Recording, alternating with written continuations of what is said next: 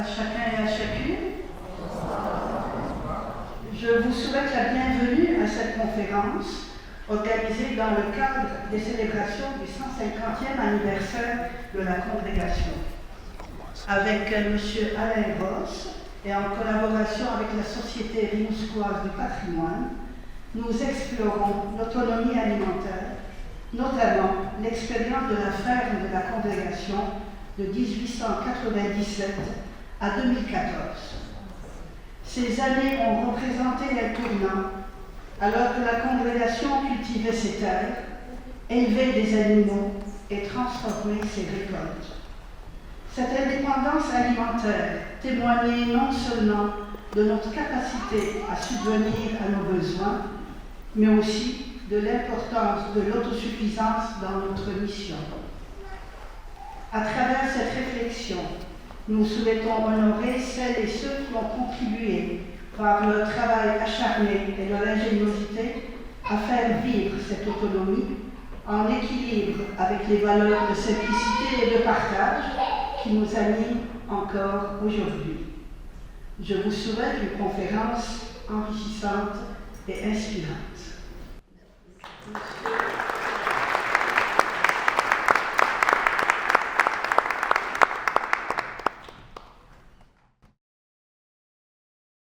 Bonsoir tout le monde. Alors, je suis Carl Johnson, je suis un membre du comité des 150 ans, des fêtes des 150 ans, pardon, de la congrégation.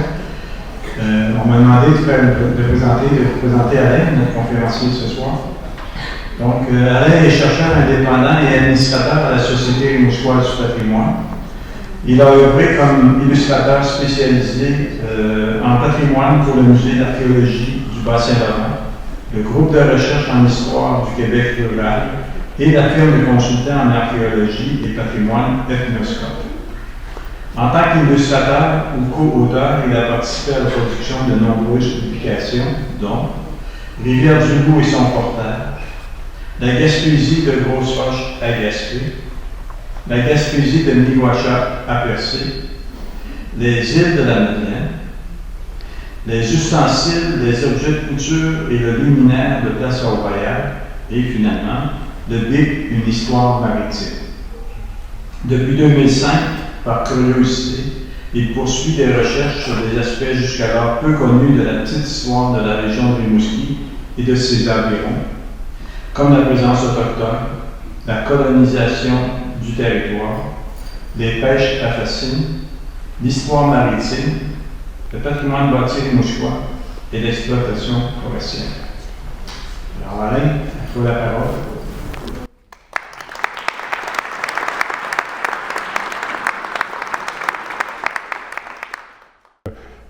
Sœur Marie-Alma Dubé, qui est la directrice des Sœurs de la congrégation des Sœurs du Saint-Rosaire, est ici. Et je remercie aussi Sœur pardon?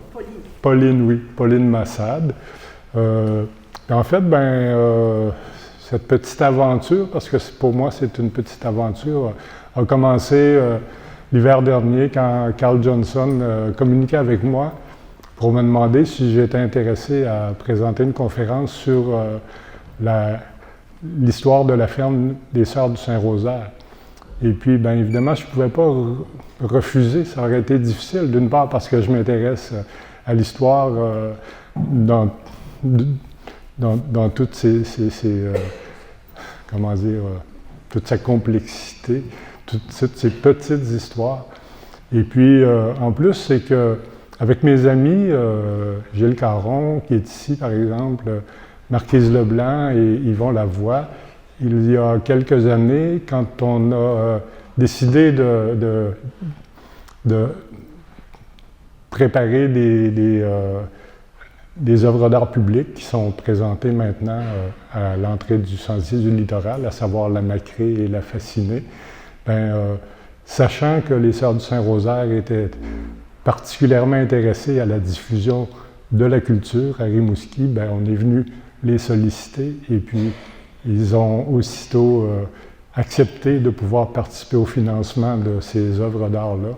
Alors, pour cette raison-là, en particulier, je ne pouvais vraiment pas refusé l'opportunité qui m'a été donnée de préparer cette conférence.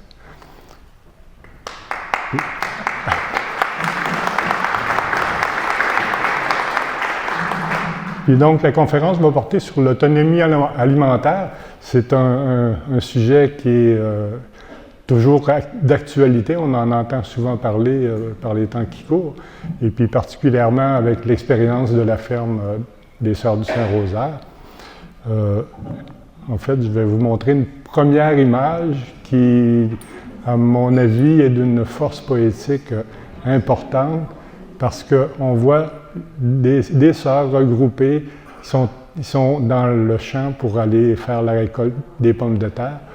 Et puis, évidemment, c'est un exercice communautaire et ça fait partie, effectivement, de leur implication sociale, non seulement pour l'éducation, comme on le sait dans les écoles, mais en particulier entre elles aussi, il y avait cette ardeur-là de motivation communautaire.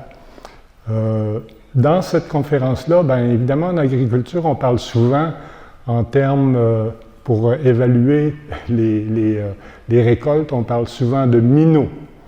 Alors, pour ceux qui ne savent pas qu'est-ce que c'est un minot, cette photographie-là l'illustre bien parce que vous voyez les boîtes de bois qui sont là, ça équivaut à un minot. Un minot, en fait, c'est 40 livres ou 16 kilos maintenant.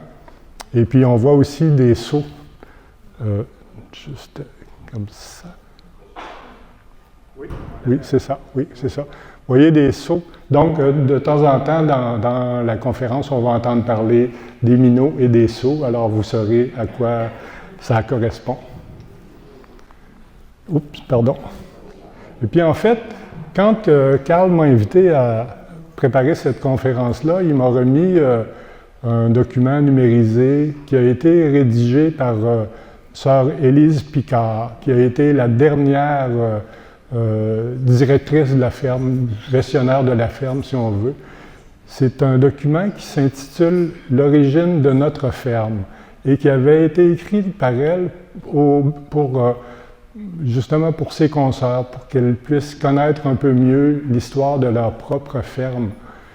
Et Sœur Picard a commencé la rédaction de ce document-là en 1957, parce que c'était le 60e anniversaire de l'inauguration de la ferme par les Sœurs du Saint-Rosaire. C'est un travail qui a duré pendant quelques années. Elle a terminé son manuscrit en 1960. Et puis, évidemment, elle s'est inspirée des journaux de la communauté qui retraçaient jour après jour tout ce qui s'était passé dans la communauté et particulièrement ce qui s'était passé au niveau de la ferme des Sœurs du Saint-Rosaire. Alors, c'est un document qui fait environ 300 pages et écrit en très, très petit parce qu'elle était économe aussi.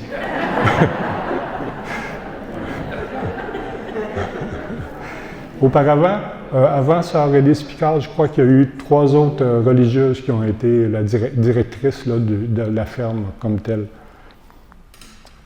Puis, pour se mettre dans le contexte, bien, en fait, évidemment, en 1875, Monseigneur Jean Langevin recrute des enseignantes laïques vouées à remédier à l'ignorance religieuse sévissant dans son diocèse et pour assurer l'éducation des enfants pauvres des campagnes. En 1879, Élisabeth Turgeon fonde la Congrégation des Sœurs des Petites Écoles. Parce qu'auparavant, c'était des enseignantes laïques, et puis à un moment donné, elle s'est rendue compte que peut-être que ce serait plus facile pour le financement, en fait, de former une congrégation. Parce qu'à l'époque, évidemment, les enseignantes laïques, il n'y avait pas un gros salaire, vraiment pas. Et c'était difficile de pouvoir survivre seulement avec le salaire qu'ils recevaient à l'époque du gouvernement. Donc, les Sœurs des Petites Écoles vivent dans une pauvreté matérielle à cette époque-là et financière persistante. Elles occupent l'actuel musée régional de Rimouski de 1876 à 1881 et de 1882 jusqu'à 1907. Pendant cette période-là, et puis bon, d'abord, il y a eu les premières missions, les premières écoles de mission, parce qu'évidemment, les Sœurs du Saint-Rosaire devaient partir en mission.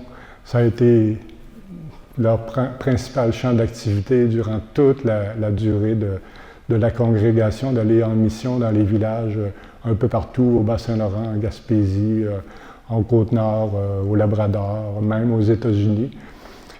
Donc, la première mission a été inaugurée à Saint-Gabriel de Rimouski en 1880, et en 1881-82, il y a eu celle de Saint-Godefroy et de Port-Daniel en Gaspésie.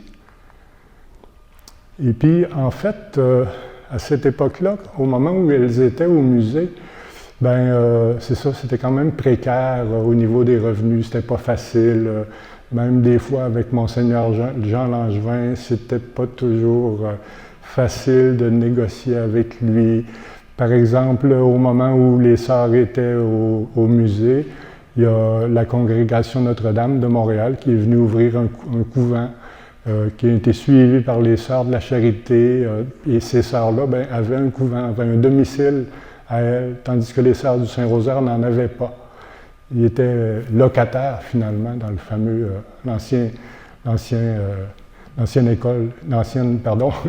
église de Rimouski, aujourd'hui musée. Alors, à cette époque-là, Sœur Élisabeth Turgeon, la fondatrice, était déjà décédée. C'était Sœur Marie de la Victoire qui était directrice de la communauté. Je vais pousser ça un petit peu pour me rapprocher du micro. Voilà. Et puis, Sœur Marie de la Victoire, elle a rédigé une supplique à Saint-Joseph parce qu'elle s'était mise sur la protection de Saint-Joseph. Et puis, cette supplique-là, elle la récitait assez régulièrement pour pouvoir convaincre Saint-Joseph de pouvoir leur permettre de subsister de façon un peu plus honnête, facile. Et puis finalement, ça a fonctionné. Et puis, dans le fameux ouvrage des origines de la ferme des Sœurs du Saint-Rosaire, Sœur Picard raconte que, et puis évidemment c'est une autre sœur qui avait rédigé ça, elle a seulement transcrit, mais elle dit, les sœurs allèrent même jusqu'à faire au bon saint de pieuses malices, à lui imposer de petites pénitences auxquelles il se montra fort sensible, dit-on. Elles chargèrent sa statue déposée sur une table près de la porte d'entrée du parloir, de matériaux et d'outils en miniature, comme pour tenir constamment sous les yeux du céleste pourvoyeur des pauvres la signification expressive de leur prière ardente. On comprend que les Sœurs du Saint-Rosaire étaient ratoureuses. En 1897, ils ont fait l'achat de la terre Saint-Antoine, site de l'actuel couvent. C'est une terre de 4 arpents de front, autrement dit 234 mètres de largeur, qui se bornait à la rue Saint-Jean-Baptiste jusqu'au 2e rang, avec des bâtiments comprenant une petite grange. Ils ont payé 1 000 $ comptant, plus 100 $ par année pendant 5 ans. Et puis, il faut dire que malgré les difficultés qu'il y avait eues avec Monseigneur Jean Langevin, heureusement pour les sœurs, il les avait couchées sur son testament. Ce qui fait que, avec cet argent-là, ils ont pu faire l'acquisition de leur première terre. La première semence, c'est en 1897, donc cette année-là, elles ont, évidemment avec des employés qu'elles engageaient, elles ont semé 6 minots de blé, 4 minots de lentilles. Ça, j'ai trouvé ça vraiment curieux parce qu'à cette époque-là, je n'aurais pas cru qu'on cultivait des lentilles dans la région du Bas-Saint-Laurent. Avec 36 minots d'avoine en tout pour le grain, en plus de 26 minots de patates, semés sur le site de l'actuel couvent. Parce qu'il faut dire qu'à l'époque, c'était encore une savane. À partir de la 2e rue, à peu près, c'était une savane jusqu'au 2e rang. Alors, les premières semences se sont faites exactement où est-ce qu'on est ce soir. La première récolte, raconte-t-elle, nous donna un bon résultat pour la dépense du personnel du couvent qui, à l'époque, était composé de 20 professes, 20 novices et 20 et 15 postulantes. En 1897, toujours, il y a eu des dons à la congrégation pour faciliter leur implantation ici. C'est-à-dire, par exemple, l'abbé Joseph-Octave Drapeau, qui était curé de Saint-Ulrich, leur a donné un cheval, une slé, un harnais, 5 vaches, une charrue de bois pour rehausser les patates, une herse de bois, des marteaux, des haches, des hachettes, des bêches, des pioches. Monseigneur Jacques Langis leur a donné 200 bottes de foin. Mais en fait, c'est qu'à l'époque, l'évêque de Rimouski, qui était André-Albert Blais, lui a demandé d'aller voir les Sœurs du Saint-Rosaire pour s'assurer qu'il y aurait suffisamment de foin pour passer le premier hiver. Alors, c'est comme ça que l'archevêché leur a fourni 200 bottes de foin pour nourrir les animaux. Il y a aussi Martial Canuel, qui était le père d'une des religieuses de l'époque, qui a fait don d'une vieille charrette qui n'avait pas de roue. Et puis, fait qu'à ce moment-là, les sœurs ont fait l'achat d'un tombereau et d'une paire de roues. Et puis, quand ils utilisaient la slé, ils mettaient les roues sur la slé. Quand ils utilisaient le tombereau, ils mettaient les roues sur le tombereau. En 1899, ils ont procédé à l'achat de la terre Saint-Joseph, qui est un petit peu plus loin. Je vais vous la montrer tout à l'heure, l'emplacement. C'était encore là, c'était une terre de 4 arpents de front sur 42 de profondeur, avec les bâtiments, maisons et granges, avec droit de pêche et de chasse, pardon. Une terre qu'ils ont payé 3 000 $. C'est intéressant parce que cette terre-là descendait jusqu'au bord du fleuve. Et c'était la partie ouest de la terre d'un des premiers censitaires de Rimouski, Pierre Saint-Laurent. En fait, elle l'avait acquise de Zoé Langevin, qui était un des frères de Monseigneur Jean Langevin. Et puis finalement, lui, il ne l'a pas vraiment cultivé. Fait qu'à partir du moment où les sœurs en ont fait l'acquisition, ils ont pu cultiver cette terre-là. Alors sur ce plan-ci, on voit justement, ça ici, c'est la terre Saint-Antoine, où on se trouve, et ça, c'était la terre Saint-Joseph, donc qui allait jusqu'au bord du fleuve. Tandis que la terre Saint-Antoine partait de la rue Saint-Jean-Baptiste, mais en fait du chemin de fer à l'époque. Partait du chemin de fer, puis allait jusqu'au 2e rang. En 1900, les sœurs procèdent à l'engagement du premier fermier et de son épouse, Zéphirin Bérubé et Hélène Lepage de Sainte-Blandine. À ce moment-là, ils étaient logés dans la maison de la terre Saint-Joseph, donc l'ancienne terre des Saint-Laurent. Zéphirin Bérubé, cette année-là, a fait donation de sa terre de Sainte-Blandine aux Sœurs du Saint-Rosaire avec la maison, grange, animaux et instruments oratoires. Il faut dire que le couple Bérubé et Lepage était sans enfants. Ils étaient déjà âgés d'une 50aine d'années. Alors, pour s'assurer, au fond, une sécurité pour leur vieillesse, c'est comme ça que les Sœurs du Saint-Rosaire ont accepté de les prendre ici comme fermiers et puis de les héberger jusqu'à la fin de leur vie. Cette terre-là, d'ailleurs, fut vendue en 1907 au profit des Sœurs du Saint-Rosaire au coût de 3 778 $, ce qui leur a permis de faire d'autres acquisitions, surtout au niveau d'instruments oratoires indispensables. Ici, on voit une photographie de M. Zéphirin Bérubé et son chien Castor devant la maison de la terre Saint-Joseph, qui était située là, près de la rue Saint-Germain-Est actuelle.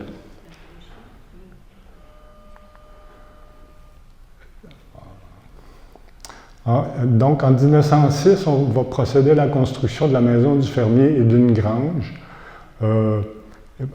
Donc, en 1906, oui, c'est ça, construction de la maison du fermier et d'une grange. Une maison de 56 par 28 pieds à 2 étages au coût de 2 000 $ et une grange de 100 pieds par 35 avec un pont pour la décharge du foin au coût de 2 600 $.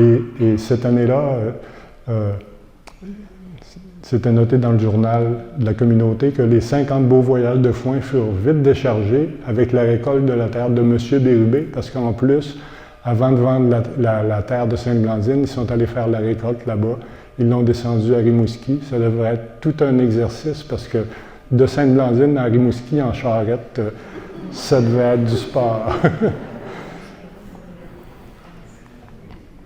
Ici, c'est un ancien plan. Malheureusement, je n'en connais pas la date exacte, mais on peut voir, en fait, évidemment, le nord est en haut, là, et puis ça ici, c'est la rue Notre-Dame,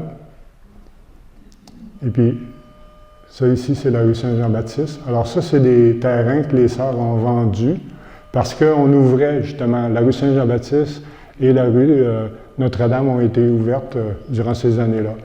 Et puis, ben, en fait, ici, c'est le couvent tel qu'il apparaissait à l'époque, avec le jardin qui est ici. Je vais passer à la prochaine diapositive parce qu'on voit un peu mieux. Là, évidemment, j'ai été obligé de la tourner de bord parce que pour pouvoir lire ce qui était inscrit sur le plan. Donc, là-dessus, ben, on voit le couvent qui est ici, l'ancien cimetière des Sœurs du Saint-Rosaire, le jardin qui était là, la grange, la maison du fermier, le poulailler. Et puis ici, vous avez le fronteau de la limite entre la ville de Rimouski et la paroisse de Rimouski. Parce qu'à l'époque, la ville de Rimouski venait juste ici au pied du couvent. C'est sur cette photographie-là, qui est postérieure, on aperçoit la fameuse maison en question, qui est celle-ci. Tandis que ça ici, ben, ça se trouve à ce qu'on appelle la chaufferie, qui est derrière le couvent. La récolte de 1899. Donc, on commence là à avoir des récoltes un petit peu plus importantes. La sœur écrit « Voici bien mesuré, 104 minots de blé, 63 minots de menu grain mélangés, avoine, orge et pois, et des patates en quantité. Pour y loger le foin et la paille, il a fallu agrandir la petite grange de 10 à 15 pieds de largeur, puis ajouter de 40 à 50 pieds, avec 2 barrures pour y loger les chevaux lors du battage du grain. Mère dépositaire fit aussi draguer et faire une fontaine en face de la grange pour se procurer belle et bonne eau. » Ici, ben, c'est une photographie qui est postérieure, encore une fois, datant d'à peu près 1920, parce qu'évidemment, le couvent a été construit entre 1904 et 1907. Fait que durant toute la période de 1897 jusqu'à 1907, même si la terre était cultivée, les sœurs demeuraient encore au musée actuel. Et puis ici, ben, je vais vous raconter une petite anecdote que je trouve charmante. C'est que durant l'hiver de 1917 et 1918, à la fin du mois de décembre et au début du mois de janvier, il a neigé continuellement, des tempêtes de nordais, d'après ce que le journal raconte. Et puis, ben en fait, à ce moment-là, compte tenu qu'il y avait c'était des tempêtes de nordais, ben la neige allait s'accumuler sur le dessus du toit de l'aile ouest de la maison. Alors, un bon matin, M.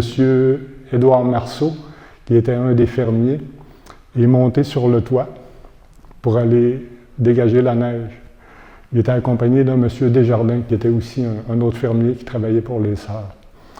Et puis, bien, évidemment, il s'était attaché avec un câble, par prudence, mais il était mal attaché.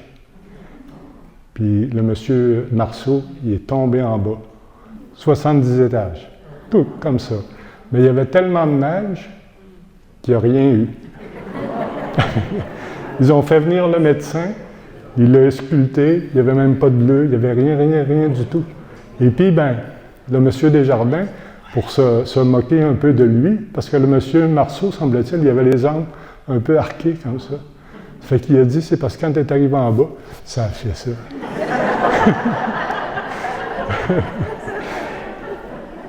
Et puis, bien évidemment, c'est tellement, comment dire, incroyable que le monsieur Marceau, l'été suivant, est allé en pèlerinage pendant quelques semaines à Sainte-Anne-de-Beaupré, parce que pour lui, c'était pratiquement protégé par la Providence. Fait que c'est ça.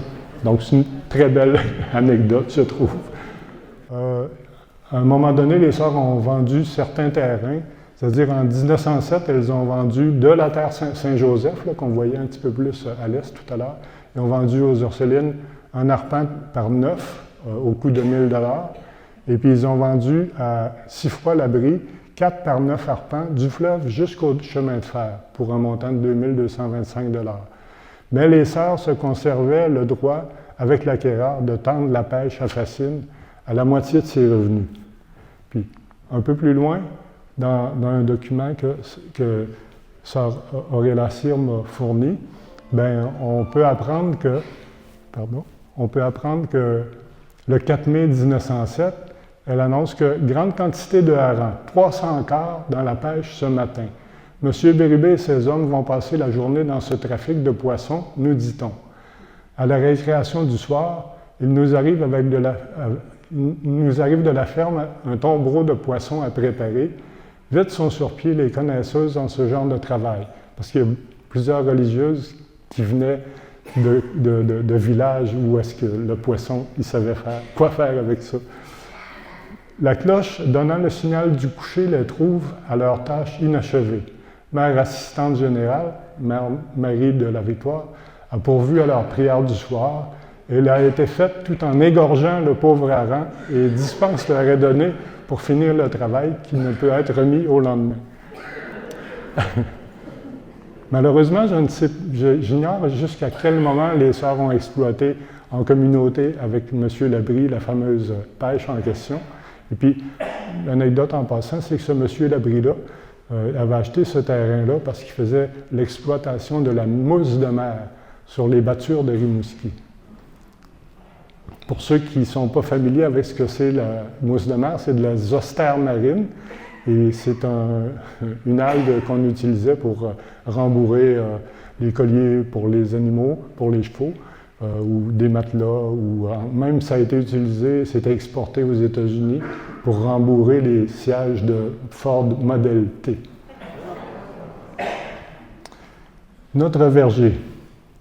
Nous avons donc dans nos 3 vergers 230 beaux pommiers, 43 pruniers, 12 cerisiers, 42 groseilliers. À travers l'espace, lorsque les arbres étaient encore trop jeunes, nous avons planté des patates et nous en avons récolté 85 minots, 700 livres de citrouilles et des fèves pour 10 piastres. En 1922, nous avons récolté 94 minots de pommes, 6 minots de prunes, 5 gallons de cerises de France, 45 gallons de groseilles et 4 gallons de grosses gadelles rouges. Puis, il faut savoir qu'avant cette période-là, les sœurs avaient fait l'acquisition de pommiers ou s'en étaient fait donner par d'autres personnes, puis presque à chaque hiver, les pommiers, ils gelaient. Fait que c'était toujours à recommencer, jusqu'à ce qu'ils puissent avoir des pommiers qui sont provenus de la ferme expérimentale à Ottawa, puis à partir de ce moment-là, ils ont pu avoir un verger qui produisait suffisamment pour que ça vaille la peine. Notre rucher, ils ont fait une acquisition de 6 ruches d'abeilles canadiennes en 1900. En fait, la sœur, dans son écrit, dit ruche canadienne, mais n'était pas certaine d'où ça provenait. Mais, par exemple, vers 1930, de nos bonnes amies religieuses, je crois que c'était des religieuses de Québec, ils leur ont fait parvenir une vraie variété d'abeilles italiennes. Ce sont encore celles-là qui font notre bonheur. Il y en a 20 ruches en 1946. Et puis, bien évidemment, ces ruches-là ont perduré à travers le temps jusqu'à ce que la ferme soit démantelée. Et puis, pour certains d'entre vous, probablement que vous vous souviendrez qu'on pouvait voir à différents endroits sur la Terre des Sœurs des ruches, près d'un petit boisé, qui servait justement à les polliniser, tous les végétaux. Voici justement une photographie du rucher vers cette époque-là. C'était quand même assez impressionnant. Les terres neuves. Avec M. Placide Desjardins, il nous fallait encore 2 bons hommes pour les travaux de la ferme, laquelle voyait chaque année la forêt s'éloigner en faisant de la terre neuve. Ils étaient contents de faire brûler d'assez beaux abattis où pousseraient sitôt beaux champs d'orge. Parce que tout de suite après un abattis, la première céréale qu'on plantait, c'était de l'orge. Ensuite, on pouvait planter de l'avoine ou du blé. Puis le demi-arpent de Beaulin qu'on ne pouvait laisser de côté, tant la belle et bonne toile du pays était à l'honneur chez nos tisseuses de renommée. Je vais y revenir à propos du lin. Les rats musqués.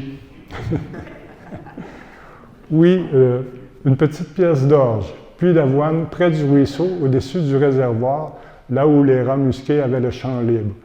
Pour vous situer, quand on monte la rue Belzile, puis qu'on arrive à peu près dans le secteur de la rue des Flandres actuelle, il y a un ruisseau là.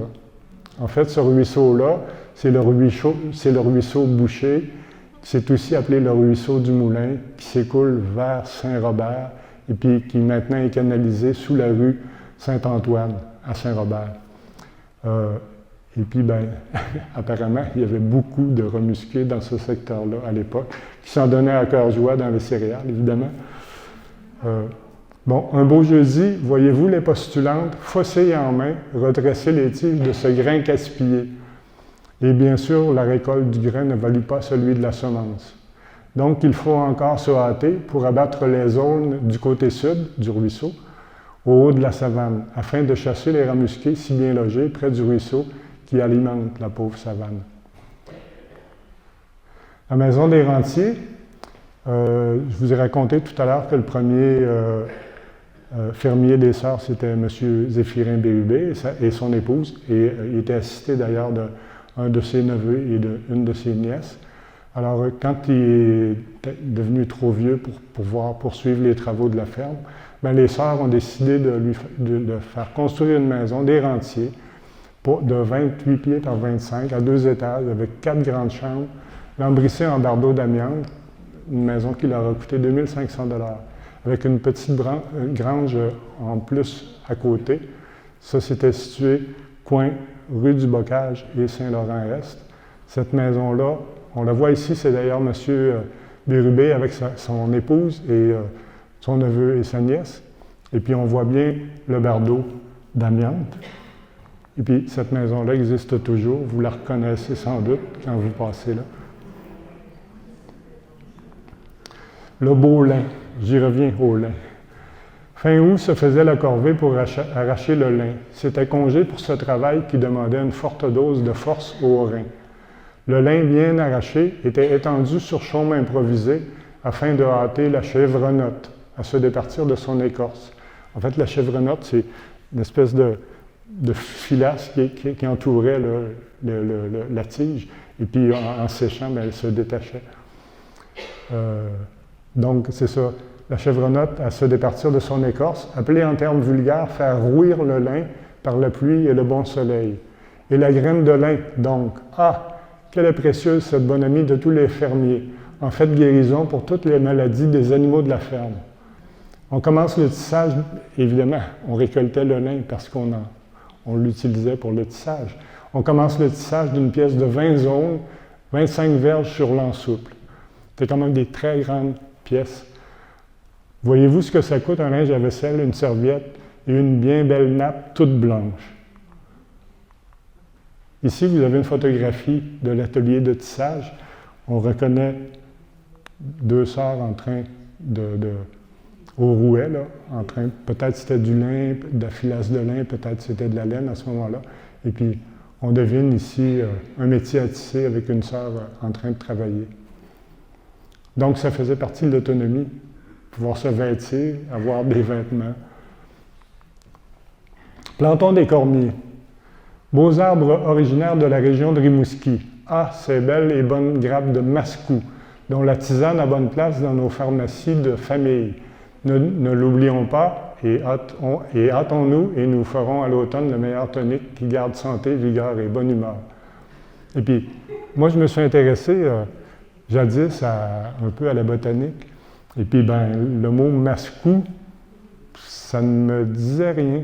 Alors, je me suis adressé à mon ami Marcel Jonve, qui est ici, qui s'y connaît en matière de botanique. Et il m'a répondu, le cormier, ou sormier d'Amérique, Sorbus americana en latin, se nomme aussi masca, ou masquabina. Alors, je devine, à cause de ça, je devine que mascou, ça devait être peut-être un mot qui était usité seulement dans la région, parce qu'évidemment, c'est un mot, Ce que Marcel me rappelait aussi, c'est que la tisane des Algonquins inclut les plantes suivantes, c'est-à-dire des rameaux de cormier et d'épinette blanche, des feuilles de thé des bois, des fleurs de sureau blanc et un peu de vin. Alors, puisqu'on parle des Algonquins, bien évidemment, les Algonquins sont beaucoup plus dans la région de l'Abitibi, de la région d'Ottawa, etc. Ça fait que j'ai l'impression que Mascou, excusez-moi, Mascou, ça devait sans doute, voilà, ça devait être sans doute un mot qui était utilisé dans la région de Rimouski pour nommer cet arbre-là. Recensement de 1911. À ce moment-là, au couvent, il y a 2 prêtres, 25 sœurs au noviciat, 33 professes, 3 rentiers, 1 menuisier, 3 employés, 2 prêtres aumôniers, pour un total de 67 personnes à nourrir. À la ferme, il y a 3 chevaux de trait, 2 poulains, 15 vaches à lait, 11 génisses, 44 brebis et petits, 12 porcs, 175 poules, oies et dindes. Et puis, ils ont produit 450 douzaines d'œufs, 1250 livres de beurre et 56 760 livres de lait. Alors, je reprends. Construction de la porcherie. En 1914, c'est la construction de la porcherie qui mesure 40 par 20 par 10 pieds à 2 étages, qui a coûté 2000 $.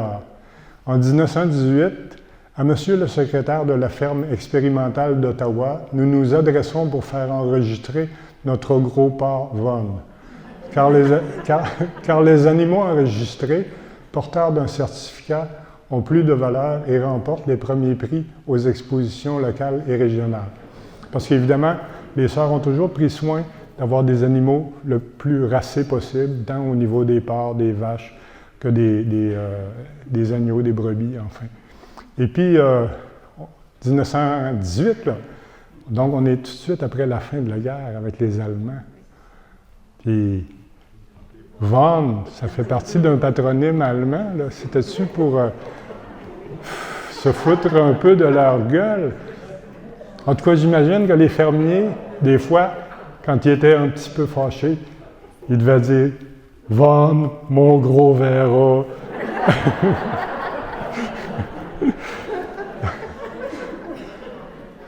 Les vaches à lait. 13 mars 1918. Du lait frais donné sur toutes les tables de la communauté. Quelle aubaine! Parce qu'évidemment, ce n'était pas tous les jours. Les vaches, ils vont être en lactation pendant une période d'année, tandis que dans une autre période, ils ne seront pas. 29 décembre 1918. Aimez-vous savoir quel bon dessert est servi sur toutes les tables du réfectoire? Eh bien, du bon lait caillé à la crème.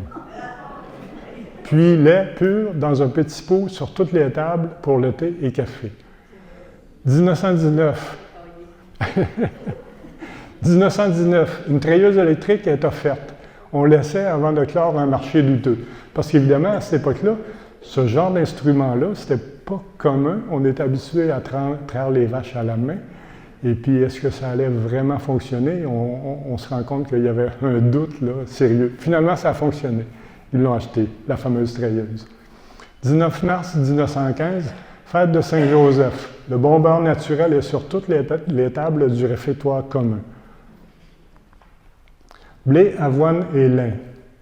1919, comme vous pouvez voir, je fais des allers-retours là, dans le temps, mais ça fait rien, ça nous situe quand même au niveau de la progression de cette ferme-là.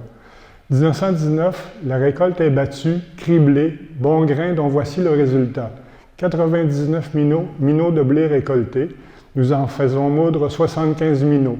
2 minots de blé nous donnent 100 livres de fleurs. Fleurs, c'est évidemment de la farine. Ainsi, nous mangerons avec bon appétit de notre bon pain pendant quelques mois. Parce qu'évidemment, à un moment donné, cette récolte-là va s'épuiser. Donc, on mangeait du pain pendant une certaine période. Puis à un moment donné, bien, il n'y en avait plus. 150 minots d'avoine et autres menus grains. 6 minots de graines de lin, encore la graine de lin qui est là. Chevaux et bêtes à cornes auront certes poils fins, avec la graine de lin. Bonne résolution à tenir, semer graines de lin pour maintenir santé bonne chez les animaux, de même que chez les hommes. Exposition agricole. Monsieur Desjardins a préparé, avec ses hommes de ferme, le grain comme exhibit pour l'exposition. Tous ces sacs sont portés à la salle de l'exposition du théâtre Hôtel de Ville. Donc, à l'époque, les premières expositions agricoles, ça avait lieu à l'Hôtel de Ville qu'on connaît aujourd'hui. Nous aurons certainement des premiers prix sur ces divers exhibits. Du jardin, de la cuisine, du bon pain de famille, des pâtisseries, des conserves de fraises, de cassis, de framboises, du beau miel de nos abeilles, des fusées de laine, de lin, des tricots, des bas de différentes grandeurs. Tout donne assez de profit pour être des premiers exposants, surtout sur les animaux. Donc, les sœurs avaient gagné plusieurs prix à cette occasion-là. Première glacière, 1919. Monsieur Desjardins et ses hommes s'occupent cette année d'aller scier les 200 morceaux de glace sur la rivière d'ici, Rimouski. Encore cette année, notre première glacière bien remplie nous rendra bon service pour la conservation des aliments. À travers toutes les recherches que j'ai faites pendant de nombreuses années, c'est la première fois que je voyais la mention qu'on sciait de la glace sur la rivière de Rimouski. Ça devait être commun, mais c'est la première fois que moi je le voyais. J'ai déjà vu ça ailleurs, dans la région de Québec, dans la région de Montréal, etc. Mais dans la région de Rimouski, c'est la première mention que j'ai jamais lue. 1919, 22 mai. Les veaux arrivent nombreux. Engraissés, nous les vendons à nos deux bouchers, Bellavance et Saint-Laurent, à 14 sous la livre. Juste pas loin d'ici, on a la rue Bellavance, au coin de Notre-Dame. Il y a une espèce de stationnement, puis on voit un grand bâtiment qui a été transformé avec le temps en logement. Eh bien, c'était la fameuse boucherie des Bellavance, était là. Il faut voir les petits porcs, ce sont comme de vraies familles de rats. Le beau temps arrive, donc les brebis sont envoyées au champ. 20 grosses et 18 petits, bien vaillants, passeront l'été à la Belle Étoile, parce qu'ils passaient l'été en liberté dans les champs. 1919, construction de la Maison Jaune, qui est juste à côté aussi, là, juste en haut de la rue du Bocage. Bien, en fait, juste pour être certain, parce que dans Sœur Élise Picard, elle parle de la Maison Jaune, j'en ai déduit que c'était celle-là. Est-ce que c'est celle-là, la Maison Jaune? Aurélia, on ne sait pas. Oui, je ne savais pas. Jardin potager. Notre jardin potager est de 2 acres et 3 quarts, donc 11 129 mètres carrés. C'est quand même appréciable comme jardin, c'est plus grand que le mien. On y a semé des carottes, des bettes, du céleri, des concombres, des choux, melons, oignons, fèves, petits pois, laitue, maïs, tomates, panais, fraises, framboises, rhubarbe, cassis. Sont aussi formant clôture de notre grand jardin avec les cassis, les gadelles, oui, belles gadelles rouges, suivent aussi les framboisiers, dont les premiers de ce jardin nous ont été donnés par M. l'inspecteur, le notaire Joseph Désiré Bégin, inspecteur d'école.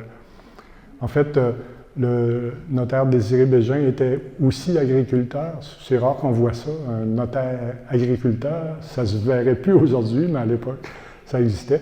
Et puis, lui, il avait sa terre du côté ouest de la rivière Rimouski. Quand on arrive dans la courbe, là, passer un petit peu le McDonald's, sa terre était là. Et puis, il a œuvré à Rimouski comme notaire pendant au moins 50 ans. Terre Saint-Edmond et Sainte-Marie. En 1920, acquisition de la terre Saint-Edmond, 2 par 30 arpents, de la rue Saint-Jean-Baptiste au 2e rang, 6 000 $ avec un comptant de 500 $. 1934, achat de la terre Sainte-Marie, 2 par 30 arpents, de la rue Saint-Jean-Baptiste au 2e rang, 6 000 $ avec un premier terme de 200 $. La propriété s'étend donc sur 12 arpents de front, près de 720 mètres de largeur. Je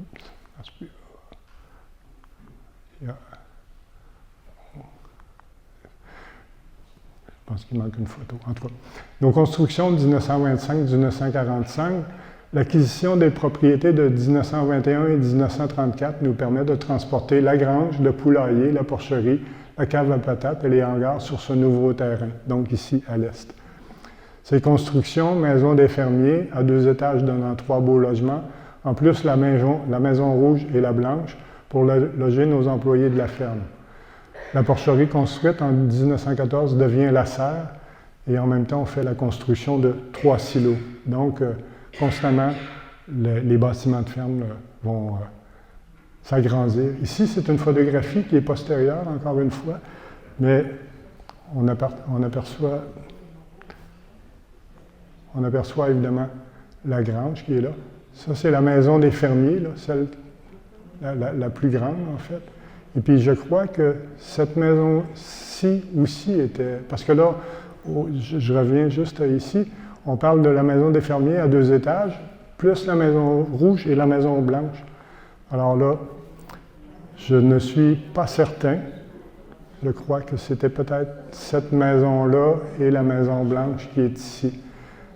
Mais enfin, j'en suis pas parfaitement certain, parce que ici on est à la limite des rues Saint-Ursule et Saint-Hubert, ce qu'on appelle le quartier rouge, là. Bon.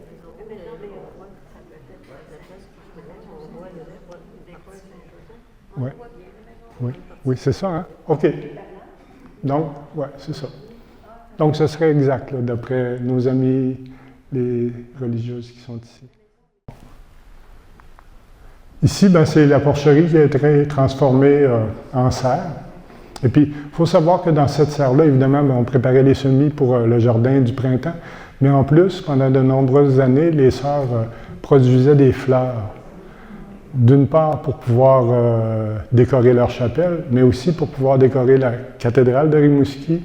Les gens venaient s'approvisionner en fleurs ici au moment des mariages, des funérailles.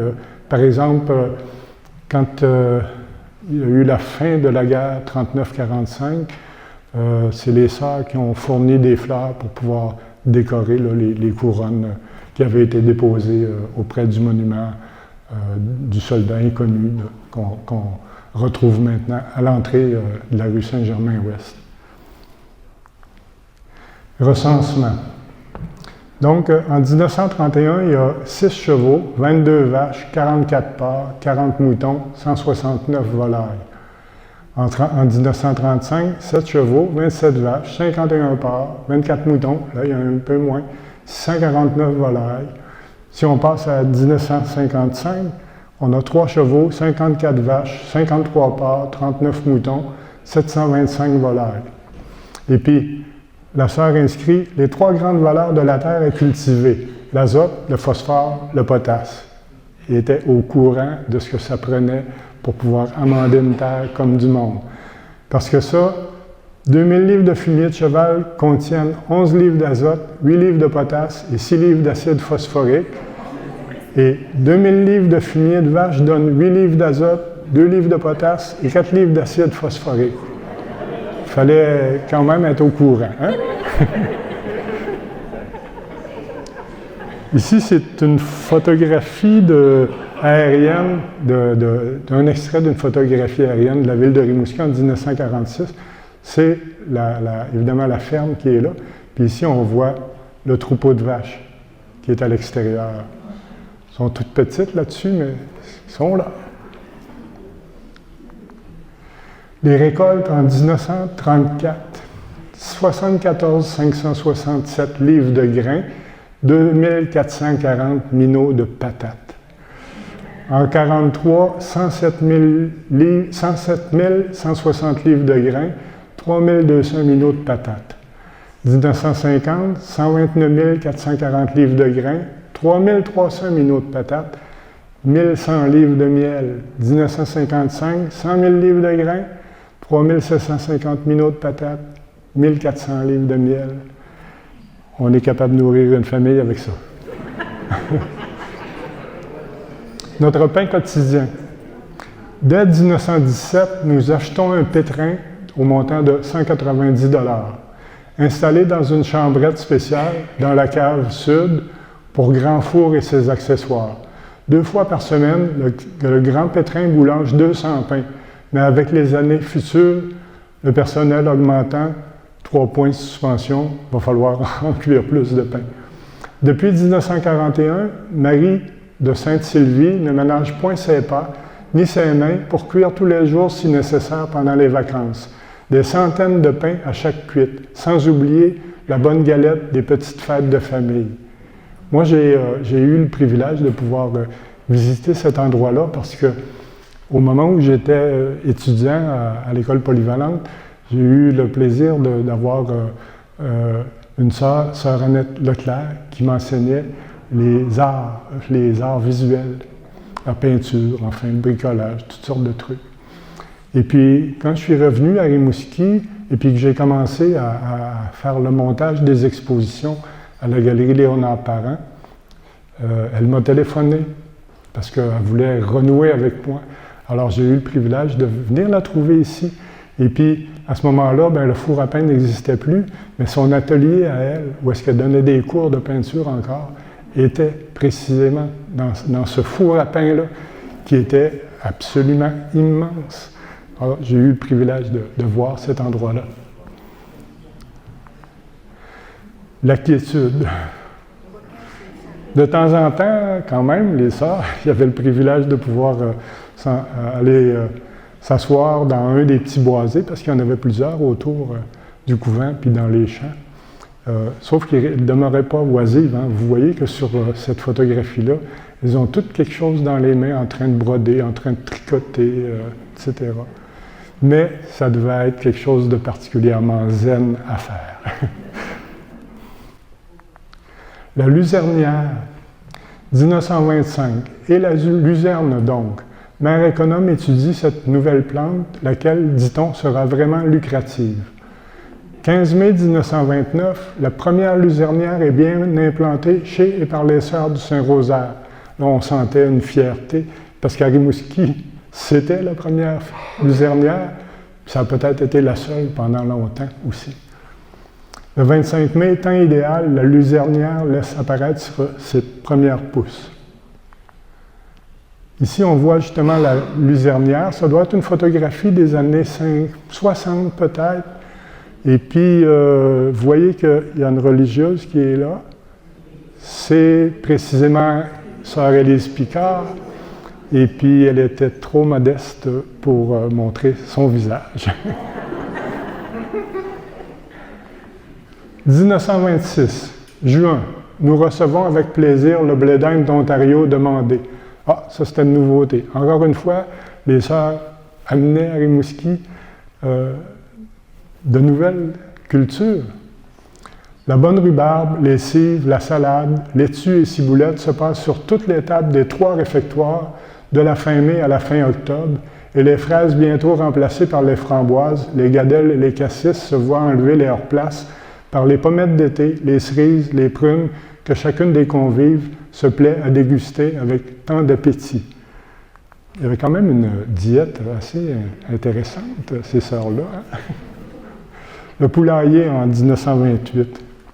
Et puis, dans ce poulailler-là, tout à l'heure, il y a une religieuse qui me disait qu'il y a eu jusqu'à 800 ou 1000 poules qui étaient élevées ici. C'est quand même important. Et puis, à l'avenant, il y avait la production d'œufs qui était très importante aussi. Ici, justement, une sœur en train de nourrir les poules avec du grain. Octobre 1929. 5 octobre, samedi, il fait beau.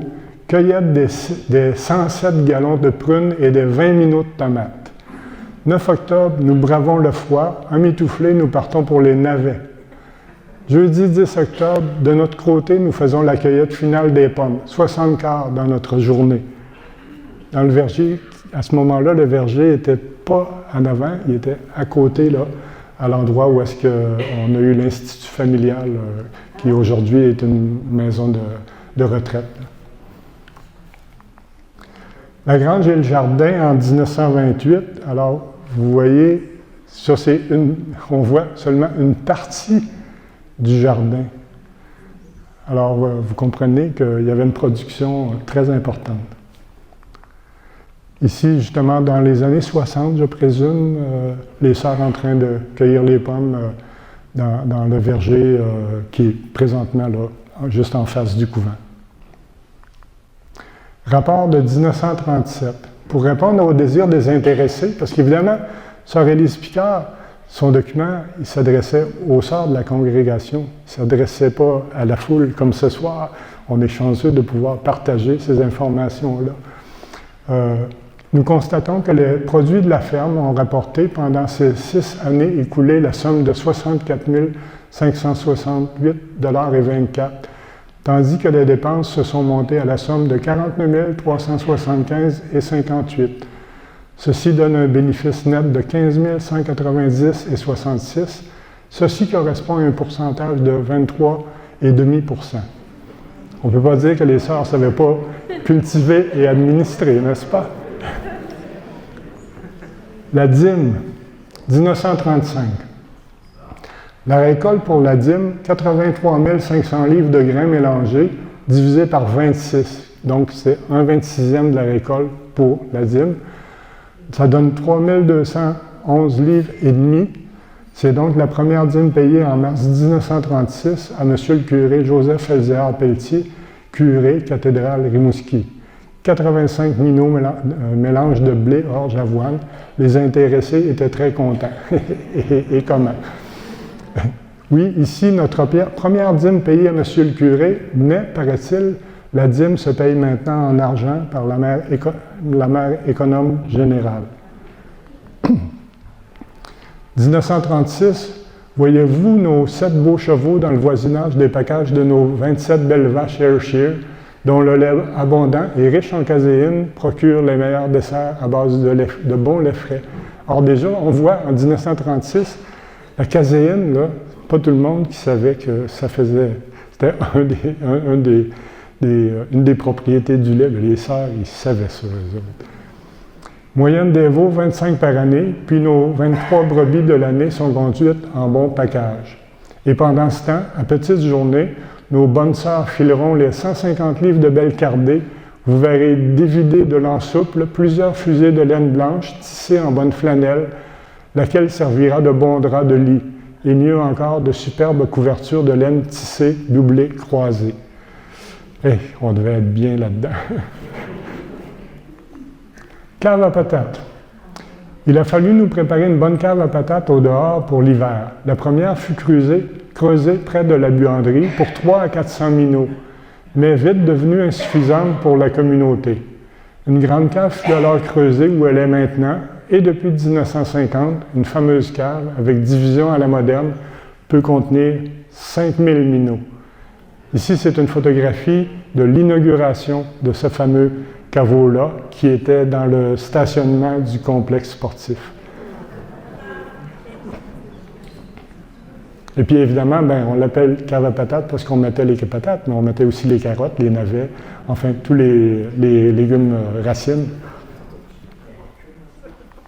Pour nourrir le personnel resté à la maison mère.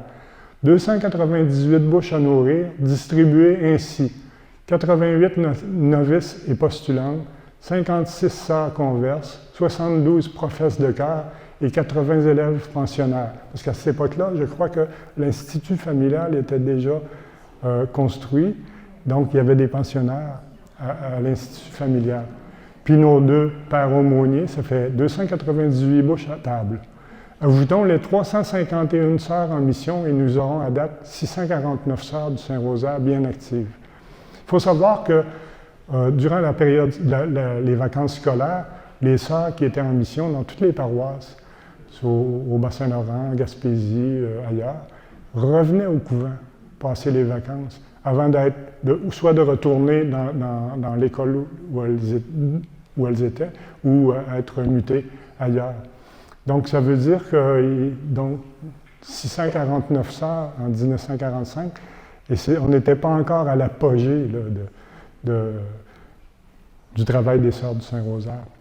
Ce qui fait que, oui, ça prenait des patates, puis du pain, puis bien des choses. Et puis, c'était parfaitement autonome, parce qu'à cette époque-là, il y avait aussi, en plus de l'atelier de tissage, il y avait un atelier de cordonnerie, il y avait une imprimerie, il y avait un atelier de confection des vêtements. Tout se faisait à la maison ici. Et puis, chacune des sœurs, les sœurs évidemment qui demeuraient au couvent à l'année, il y avait chacun une tâche qui était particulière, puis dans laquelle elles excellaient. 1945-1949, une véritable aubaine, 5 500 $ pour une terre arc-boutant la nôtre, de 40 arpents par 2 arpents et 8,5 perches. Une perche, c'est 18 pieds, en passant. Avec une grange étable, bon hangar et tout le roulant. 27 avril 1949, achat de la terre de M. Jean Côté, 3 500 $ pour 2 arpents par 42, sans bâtisse. 28 avril 1949, achat de la terre de M. Louis Deschênes, avec bâtisse, 5 500 $ pour 2 arpents par 42. Nous voilà avec 3 terres qui se suivent au deuxième rang. Et puis, en fait, sur ce plan-là, on aperçoit l'entièreté de la propriété des sœurs dans ces années-là. Donc, au fond, ça, c'est la terre Saint-Joseph, qui a été amputée, là, évidemment, de la partie qu'elles ont vendue aux Ursulines, qui a été amputée de la partie qu'ils avaient vendue à 6 fois l'abri, et qui a été amputée aussi du secteur qui est occupé maintenant par le cimetière de Rimouski, parce que ça faisait partie de la terre Saint-Joseph. Entre les deux, il y avait un espace, et ça ici, c'était la terre Saint-Édouard, et ça, c'était la terre Saint-Antoine. Ici, c'est le deuxième rang. Ça, c'est le tracé de l'autoroute actuelle. Donc, ces terres-là allaient jusqu'au troisième rang. Et puis, il y avait des packages ici, là, quand même plusieurs packages. En fait, c'est un plan qu'un agronome avait dressé vers 1950 ou 55, je ne me souviens pas exactement, pour pouvoir prévoir la rotation des sols. Parce qu'évidemment, les sols s'épuisent, il faut changer d'endroit, ce qu'on va cultiver, etc. Ici, on voit, c'est un agrandissement de ce plan-là, donc on voit le couvent, on voit ça c'est la première maison des fermiers, la buanderie, la grange, les autres maisons, enfin. Et puis, on voit ici que ça c'était un jardin qui était là, un jardin de légumes, ici aussi un jardin de légumes. Donc, il y avait quand même de très grands espaces qui servaient pour le jardinage comme tel. Et puis, évidemment, les sœurs participaient au jardinage. Les fermiers s'occupaient beaucoup des semences, des labours, etc. Mais les jardins comme tels, c'était surtout les sœurs qui s'en occupaient. Jardin de 1950, patates, 3100 minots. Mais là, on commence à être dans des... Je vais prendre une petite gorgée d'eau avant de continuer, mais on se rend compte qu'on commence à être dans le sérieux pas mal au niveau de la production. Donc, 1950, patates, 3100 minots, navets, 215 minots, carottes, 292 minots. Vous avez toujours en tête là, la grosse boîte de bois qu'on avait tantôt. Radis, 3 minots, 1850 choux, 4500 livres d'oignons, la rhubarbe, cerfeuil, sarriette, cresson, tomates, 68 minots, laitue, 46 paniers, 320 choux-fleurs, 1500 citrouilles, les fèves, 42 minots, les cosses de pois, 16 minots, céleri, 600 pieds, panais, 11 minots, 1630 concombres, cassis, 10 minots, fraises, 193 seaux, framboises, 25 seaux, œufs, 830 douzaines. C'était quand même imposant. C'est pour ça que quand on parle d'autonomie alimentaire, là, ça marche. Jardin de 1957, pour comparer encore. Cassis, 15 seaux, 138 seaux de fraises, 20 seaux de framboises, 1400 bâtons de rhubarbe, 4500 épis de blé d'Inde, 525 concombres, 750 pommes de salade, 428 pieds de céleri, 850 pommes de choux, 3 caisses d'épinards en conserve, parce qu'ils mettaient des épinards en conserve, comme Popeye le vrai marin. 3 minots de radis, 33 minots de betterave, 194 minots de tomates, 372 minots de carottes, 49 minots de fèves, 12 minots de pois, 4 minots de panais, des herbes pour la soupe, 560 pieds de poireaux, 2700 livres d'oignons bien tournés. Je ne sais pas qu'est-ce qu'elle entendait par là, des bien tournés, enfin. 21 000 livres de citrouilles, produits du jardin au plus bas prix cette année-là. Elle avait fait le calcul par curiosité. Ça avait une valeur de 3 575 $. Ici, on a une photographie peut-être des années 60 ou 70, où est-ce qu'encore une fois, on aperçoit une partie seulement du jardin. Fait qu'imaginez-vous. Et de nos excellentes vaches. Janvier 1957, le troupeau de vaches a produit 21 598 livres de lait. En mars, 26 216 livres. En juin, 32 003 livres. En septembre, 24 249 livres. En décembre, 19 078 livres. Plus on approche à l'hiver, bien évidemment, plus la production diminue. Sœur Marie de Sainte-Sylvie, qui a le soin de la laiterie et de ses produits, fait 30 livres de beurre chaque jour en cette saison, soit plus de 11 000 livres par année. Bon lait, bon beurre, et comment? Le réfectoire. Sœur Marie de Saint-Henri, avec une jeune novice, a le soin du réfectoire. 232 couverts remplissent les 35 tables, dont 146 professes et 56 novices. Sœur Marie de Sainte-Sylvie prend 2 sacs de farine de 100 livres pour boulanger les 250 pains nécessaires par jour. En été, les élèves de l'Institut familial sont remplacés par nos sœurs missionnaires. Donc, les 35 tables de la maison mère sont plus que doublées. Année 1958. Professe perpétuelle de cœur 463, converse 203, professe temporaire de cœur 95, converse 28, total 789, bouche à nourrir. Missionnaire 589, novice de cœur 53, converse 11, postulante de cœur 23, converse 4. Donc, belle famille à nourrir, à loger et à vêtir. En 590 missionnaires, après de valeureuses vacances, partiront pour la maison, pour la mission, en 87 maisons. D'ailleurs, dans le journal, Sœur Picard décrit le va-et-vient constant qu'il y a durant ces journées-là entre le couvent et la gare de Rimouski, parce que les sœurs voyagent beaucoup par train pour aller en Gaspésie, pour aller un petit peu partout. Et puis pendant plusieurs journées, là, c'est incessant, c'est des valises, des coffres, des sacs, plein de trucs. Puis évidemment, ils amènent un peu de nourriture avec elles.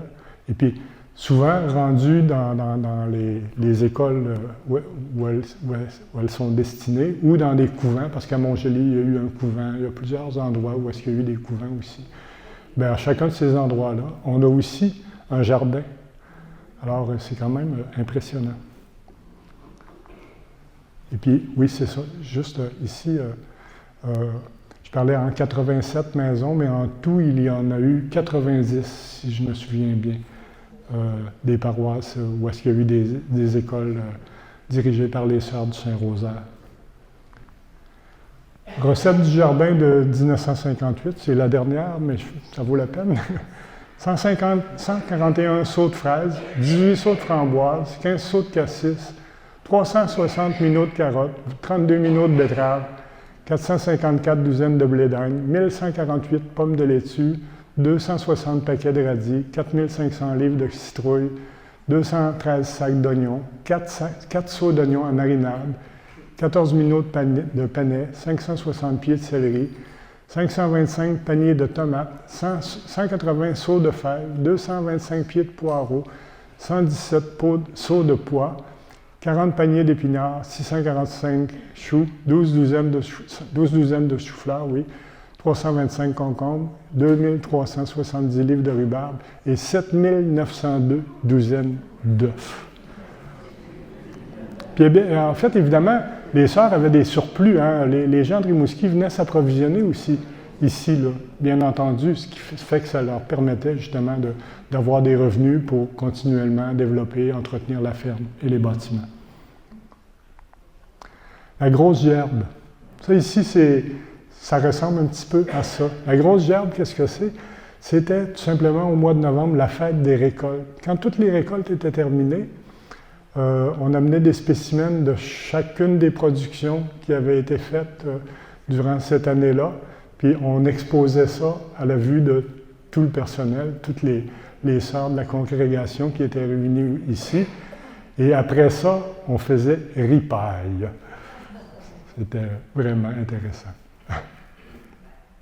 Et puis, tout à l'heure, vous pourrez venir voir devant ici, les sœurs ont disposé certains trophées En fait, c'est des trophées pour lesquels leurs animaux qui participaient à l'exposition agricole de Rimouski depuis les années 1900 jusqu'à la fermeture de la ferme, et ils ont accumulé.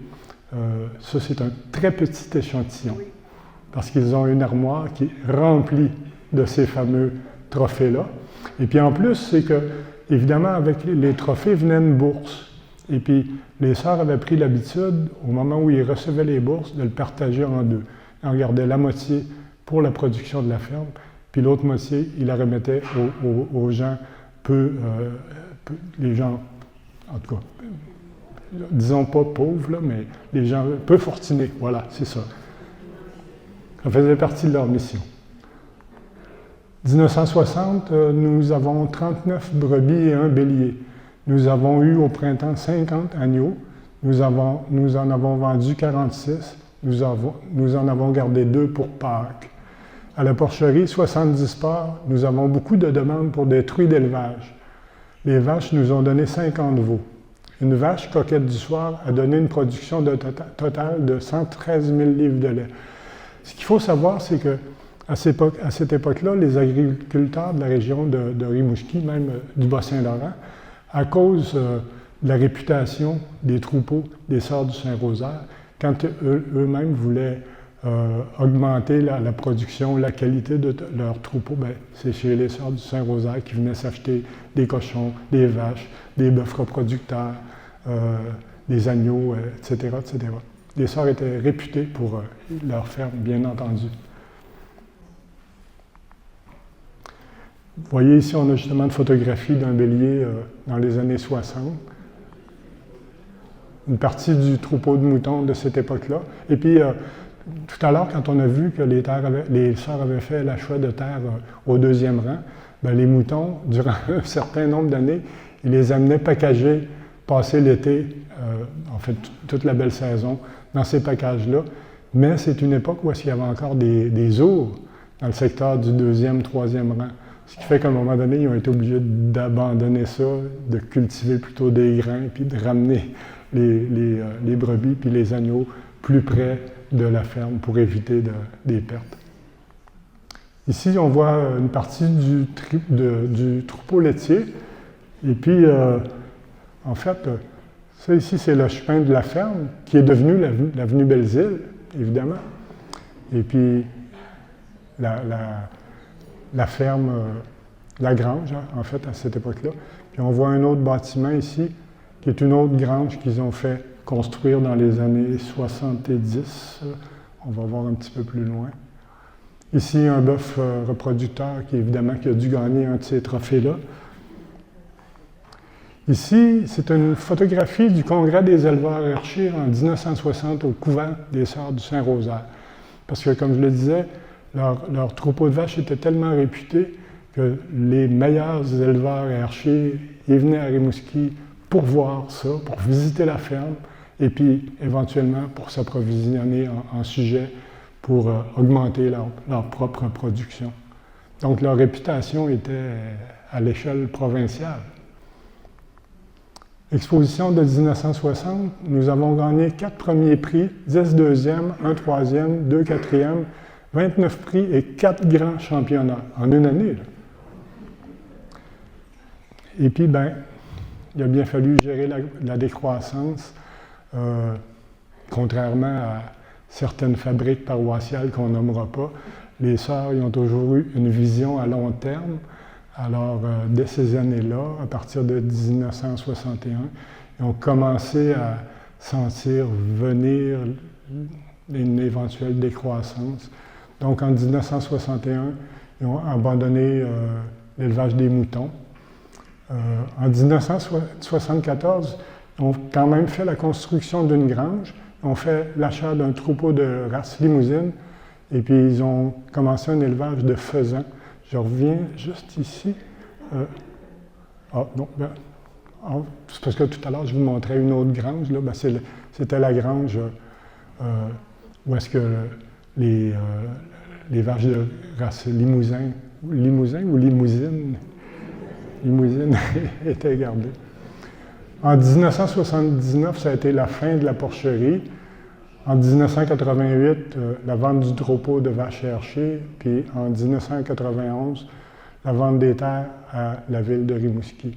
Bien évidemment, pendant toute cette période-là, bien évidemment, même s'il y a eu des ventes à partir de 61, 74, la ferme des Sœurs était encore en croissance à cette époque-là. Ici, ben, c'est juste pour vous dire, moi j'habite sur la rue Belles-Îles, donc dans le champ des Sœurs de Saint-Rosaire. Fait que j'ai une petite affection particulière pour la ferme des Sœurs. Et puis, quand on est allé s'installer là avec ma conjointe en 2006, ben, à ce moment-là, le boulevard Arthur-Bues n'existait pas encore. C'était des champs. Les champs étaient encore cultivés. On cultivait du grain, des patates, etc. Et puis, un bon jour d'été, je suis allé m'asseoir au bout du champ. Puis, je me suis amusé à peindre un petit tableau sur le motif. Et puis, en fait, je trouvais intéressant de vous le montrer parce que, en fait, ça se trouve être la limite de la terre Saint-Joseph. Tu sais, à l'horizon, là, ça serait le secteur du mausolée, du cimetière, l'Université du Québec, l'ancien couvent des Ursulines, l'Institut à côté, j'ai oublié le nom. Oui, l'ISMAR, voilà. Et puis, on devine la grange, puis on devine le couvent des Sœurs du Saint-Rosaire. Donc, toute cette partie-là, c'était la terre des Sœurs du Saint-Rosaire. C'était quand même imposant. Et puis, au moment de la démolition de la grange des Sœurs du Saint-Rosaire, compte tenu que j'étais pas loin, puis que ça m'a rendu un peu nostalgique, je suis allé faire une série de photographies, dont cette photographie-là, qui est la girouette qu'il y avait sur le clocher des Sœurs du Saint-Rosaire. Si vous avez l'occasion d'aller au complexe sportif, vous allez pouvoir voir cette magnifique girouette-là qui commémore au fond la présence des Sœurs du Saint-Rosaire. Il y a plusieurs photographies anciennes aussi, à très grande dimension, qui sont affichées dans les vitrines du complexe sportif, puis qui rendent hommage aux Sœurs du Saint-Rosaire. Ici, ben, c'est la grange en train d'être démolie. Là. On voit ici qu'il avait commencé à la démolir. Là, ce qu'on aperçoit, c'est la grange qui avait servi pour le troupeau de race limousin, qui a été conservée, que l'Université du Québec à Rimouski utilise encore là, pour entreposer différentes choses. Et puis enfin, ben, c'est une photographie, celle-là, ben, c'est vraiment du côté sud de la grange. Moi, ça me rappelait, je ne sais pas si vous connaissez, un tableau qui s'appelle Le Cri de Otto Dix, un peintre allemand, je crois, mais ça me rappelait ça. Fait que je l'ai mis là-dedans juste pour votre plaisir. Donc, la ferme des Sœurs du Saint-Rosaire, autonomie alimentaire, 1897 à 2014. De 1897 à 1988, c'est 91 années d'autonomie alimentaire.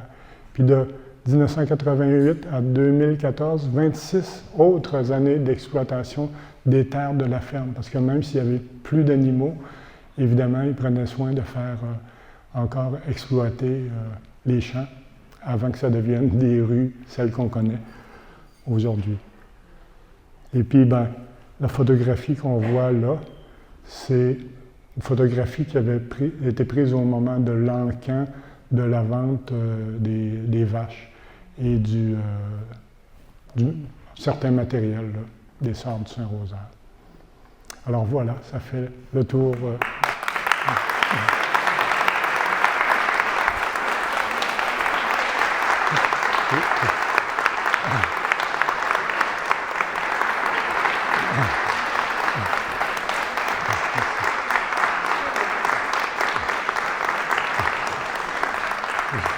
Je voudrais juste ajouter quelque chose, c'est que, bien sûr, comme je le disais tout à l'heure, j'ai monté cette conférence-là avec le matériel que Sœur Élise Picard avait rédigé et que Carl m'a transmis.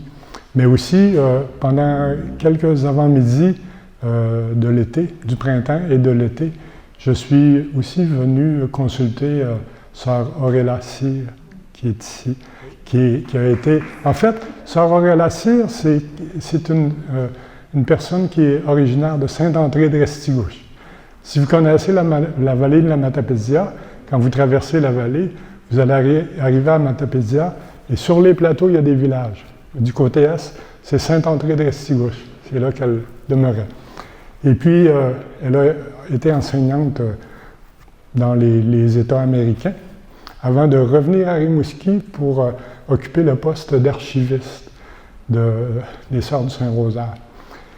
Et puis, j'ai passé plusieurs fort agréables avant-midi avec elle à consulter les albums photographiques de la communauté.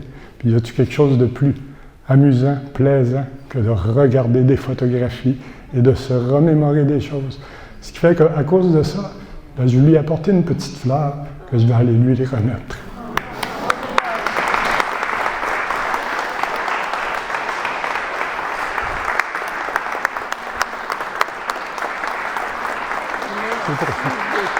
Ça fait plaisir. Oui. Merci.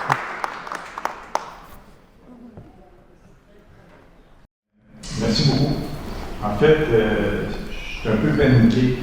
Je pense que j'ai trois collègues aussi qui vont être paniqués parce que nous aussi, on présente des conférences. T'as mis la barre haute, je savais que c'était bon. Mais c'était excellent. Puis je te remercie sincèrement. On était un petit peu serré pour tenir une période de questions. Oui. Mais tu restes avec nous quelques instants. Puis les gens, si vous avez des questions, vous pouvez en discuter avec Alain. Mais c'était vraiment un panorama d'une très, très grande qualité. Alain, tu as fait le tour de vraiment toute l'histoire de la ferme. Tu as pu nous présenter en fait la richesse de cette vie en communauté, comment la mise en commun, comment la collaboration, la participation contribue à bâtir quelque chose qui a eu des impacts, plusieurs impacts dans notre région ici à Rimouski, puis comme tu le dis ailleurs au Québec aussi. Wow, quel parcours. Merci beaucoup, Alain.